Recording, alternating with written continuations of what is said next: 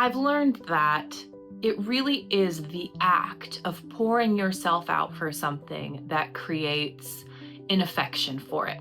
Think about parenting your kids, for example. Way before they could tell you, oh, I love you, mom, thank you so much. You just pour yourself and you do all these acts of affection. You change their diapers and give them baths and rock them to sleep and coo back at them and tell them how much you love them. You pour yourself into them. And because of this, you grow in affection for them.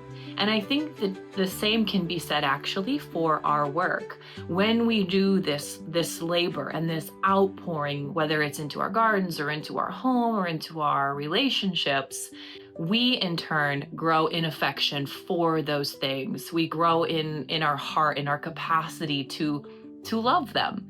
And I think this is actually kind of a really neat point because, we really do encourage, and we're speaking to ourselves here as well, to cultivate the beauty in the world. And cultivate is an active word. If you've ever cultivated a garden, you know that just as much time, if not exponentially more, is spent weeding that garden and tilling it and planting it and planning for it, as is the harvest, or as is, being able to cut the beautiful flowers and make the bouquet. So this is an active, visceral, like pull your boots on, get your hands dirty kind of an affection, this cultivation of beautiful things.